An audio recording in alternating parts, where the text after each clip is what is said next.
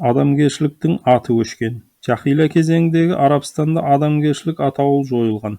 Нәпсі құмарлық шегіне жетіп, құмар, зинақорлық, маскүнемдік, зұлымдық, ұрлық, зорлық, өтірік, өсек кең етек алған. Әлі жеткен әлсізге әлімжеттік жасап, ұрып соғатын, ойына келгенін орындататын.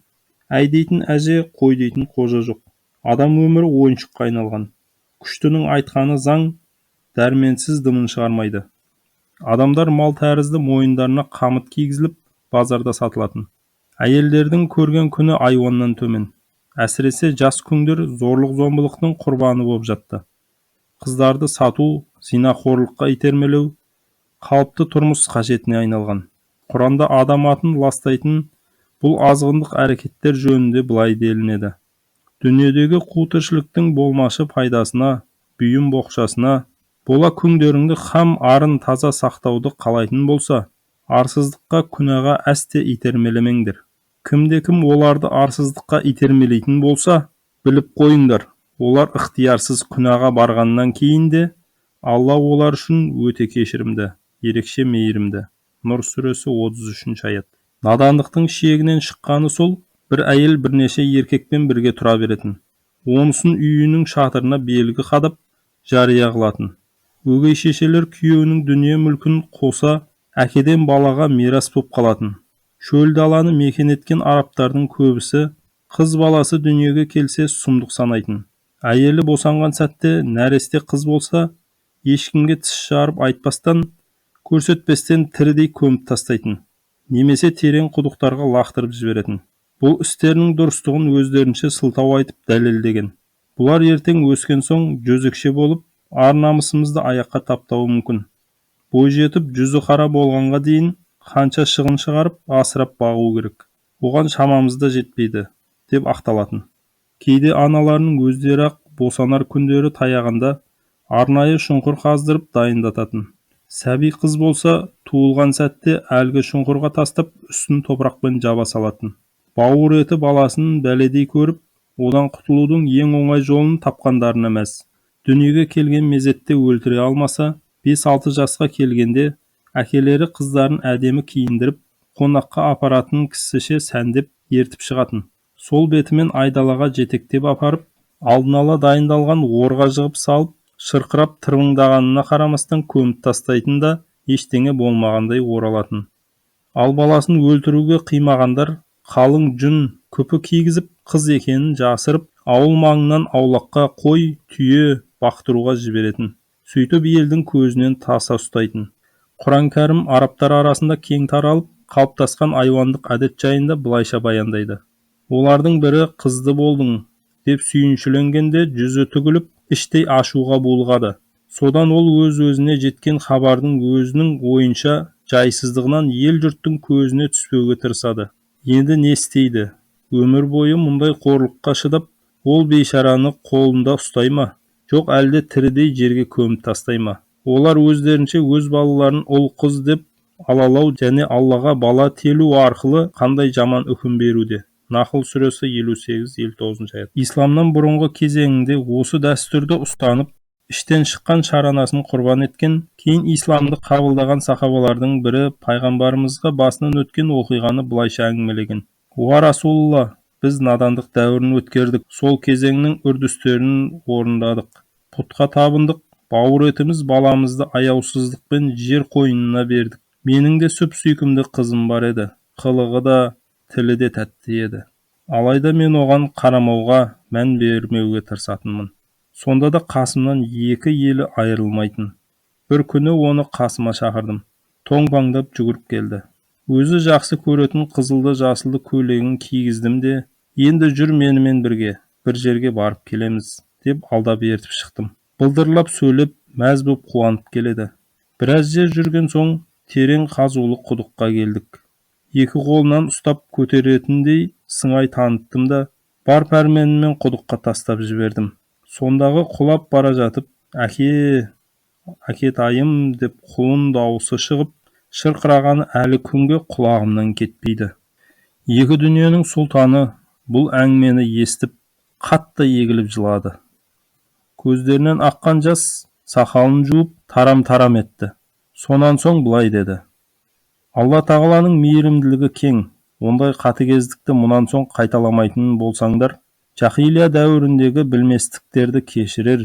Міне жахилия кезінде аты айтып тұрғандай, надандық пен жауыздық түгел дүниені тұмшалап алған. Адам баласы руханият, мейірім, шапағат дегеннен жұрдай. Күллі әлемнің жаратушысына сеніп, иман келтірмеген жүректен не үміт, не қайыр. Құдайдан қорықпаған ұждан, Алланың азабынан үрейленбеген рухтан жақсылық шығуы мүмкін бе? Саяси жағдай. Жахилия кезінде Арабстан саяси тәртіп, қоғамдық бірізділік дегеннен махрұм. Халықтың басым бөлігі көшпенді тұрмыс кешетін. Ру-руға бөлініп, әр ру өзіне тән тәртібін, дәстүрін ұстанатын. Ұдайы өзара қырқысып, басқа шауып, төске өрлеуге әзір тұратын. Өзгенің малын талан-таражға салу, ар-намысын таптау тіршіліктің айнымас қағидасына айналған. Алауыздықты жоқ жерден болмашы сылтаумен тудырып, тұтқиылдан шауып, малын мүлкін алып, тіпті әйел баланы күң құл ету дағдысы қалыптасқанды. Дұшпандық, қысастық бітіп болмайтын дау-дамай арта түскен. Соғыс, қан ағызуға машықтанып, үйреніскендіктері сондай, тиісерге қара таппаса, жоқты барды сылтау етіп, өз іштерінде бірінің етін бірі жеуден тайсалмайтын. Бұған шайыр Құтамидың төскейде малымыз, төсекте басымыз қосылған ағайындарымыз, Бәкір руынан басқа соғысарға ешкім болмай қалса, солардың өзіне тарпа бас салатынбыз, деп келетін бәйіті куә.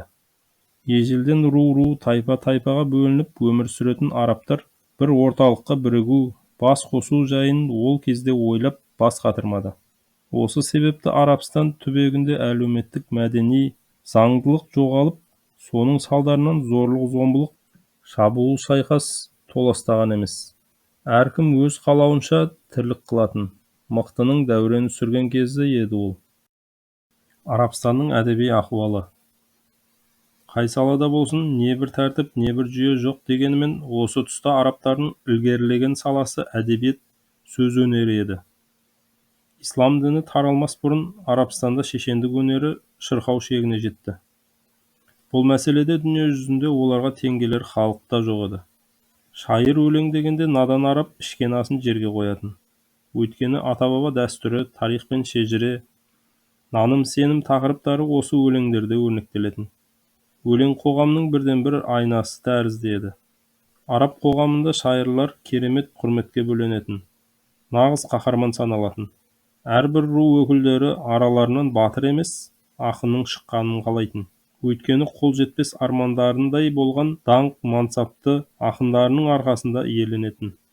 Қара халықтың өзі шайырлардың қалжыңына ілігуден, сынына ұшыраудан қорқатын. Шайыр сөзі анау-мынау заңнан күшті қабылданатын. Оның бір ауыз сөзіне бола ру-ру болып таласқандар да, 40 жылғы кегін ұмытып татуласқандар да аз болмаған. Ертеден ақ өлең арабтардың дәптері деп аталған. Араб халқының тұрмысы, салт-санасы, тарихи мұралары өлең арқылы ұрпақтан ұрпаққа жеткен. Ақынды құрметтеу тіршіліктің негізіндей көрінетін. Мықты ақынның өзі де, руы да биік мәртебелі деп есептелетін. Әсіресе жылдың белгілі маусымдарында жиі-жиі өткізілетін жәрмеңкелерде өлеңді өсіруге, өркендетуге айрықша мән берілетін. Жәрмеңкелер бір жағынан әдеби жиын секілді болатын. Қазылар сайланып, олардың алдында өлең жарыстары ұйымдастырылып, шартараптан келген шайырлар мен шешендер тілінің майын тамызып, жеңіп шығу үшін бар күшін салатын. Мүшайраның жеңімпаздары анықталған соң, көп ішінен озып шыққандардың төл туындылары көз матаға жылтырақ бояумен өрнектеліп, безендірілген күйі баршаның көзіне шалынатын биікке қағбаның қабырғасына ілінетін. Сол кезеңдегі ең үлкен халық көп жиналатын жәрмеңке Таиф пен Нахла алқабы арасындағы Уқаз жәрмеңкесі еді. Шайырлар сайысы көбінесе осы жерде өткізілетін. Жәрмеңкелер көп салалы көрмелерге ұқсайтын. Өйткені мұнда барлық рулар сауда-саттық, әлеуметтік, мәдени және қоғамдық саяси жағынан танылатын. Зилхиджа айында ашылған жәрмеңкелер 20 күнге созылатын. Біреуге құл болып кеткен адамдарын пидия беріп сатып алу, ұзаққа созылған бітіспес дауларын шешу, татуласу, іздегенін табу, көксегенін іздеу, өлең оқу, сөз сөйлеп, шер тарқату үшін барша жұрт жәрмеңкеге қарай ағылатын. Өлең сөздің қадірін көтеру арқылы тіл, араб тілі сол кезеңде-ақ екшеліп, байып толыққан. Ислам жұлдызы жарқырап тууға таяған уақытта Арабстанда әдебиет, көркем сөйлеу шеберлігі барынша дамыды. Қаптаған надандықтың қараңғылығы ішінде ғайыптан белгісіз бір құдірет адамдар санасын Құранның керемет тілін түсінуге, сөздердегі әуезділікті жан-жақты ұғуға дайындап жатқандай еді. Құран түсе бастағанда иманға келе қоймағанымен, әдеби көркемдікті қастерлеп үйренген көптеген арабтар Алланың кәламының кереметтігіне бас иген. Ең үздік деп бағаланған қасидаларының Құран тілінің жанында түкке алғысыз болып қалғанын мойындап, биікке көтерген жерлерінен алып тастаған. Кейбіреулері Құран тіліндегі әуезділікке, дыбыс үйлесіміне тәнті болып, соның әсерінен мұсылмандықты қабылдаған. Бұл да әрине құдіретті күшті ұлы Алланың көп хикметтерінің бірі. Әзірет Мұхаммедке саллаллаху алейхи уассаламға ұлы елшілік міндеті жүктелер алдындағы Арабстанның жалпы діни, әдеби, мәдени, қоғамдық жағдайы осындай. Жауыз жүректерді жібітетін, қатулы қабақтарды күлдіретін, надандық шырмауындағы көңілдерге нұр құятын тұлғаға Арабстан зәру еді. Оның, яғни ұлы құтқарушының кім боларын да мәңгілік жазмыштың жаратушысы Алла тағала белгілеген Әзірет Мұхаммед саллаллаху алейхи уассалам. Ол осынау әлемнің материалдық рухани бет бейнесін өзгертуге келетін, ол нұрмен айналаға шұғыла шаша, мына дүниенің жалғандығын, ақыреттің баяндылығын айтып, жалған өмірдегі махаббаттың да өткінші екенін ұқтырып, үмбетін мәңгі бақытқа, бақилық Аллаға бастауға тиіс еді. Алла тағала тарапынан пайғамбарлық міндет жүктелетін бұл тұлға адамдардың басы бос еместігін ұғындырып, дүниеде атом бөлшегінен күн системасына, жұлдыздардан алып галактикаларға дейін бір ғана әмірге бағынатынын, қасиетті де ұлы мақсат жолында қызмет ететіндігін түсіндіру үшін келетін. Ол айуандықтың, настықтың шегіне жеткен адамзатқа жоғары адамгершіліктің, биік парасаттылықтың өнегесін көрсету үшін келетін. Ол дүниенің жаратылыс себебін, адамдардың қалай пайда болып, ақыры немен тынатынын баяндау мақсатымен келетін. Ол адамдардың иесі, Алланың өз құлдарынан не талап ететінін, дұрыс пен бұрысты ажыратып көрсетіп, сананы жаулаған сауалдарға жауап беруді мұрат етіп келетін. Ол тек бір руға, тайпаға, не ұлтқа ғана емес, бүкіл адамзат баласына Алладан алған әмірлері бойынша жөн сілтеп, жол көрсету үшін келетін. Міне күллі әлем араб түбегінен шығуға тиіс осындай ауыр міндетті арқалаған ұлы тұлғаның келуін асыға күтті.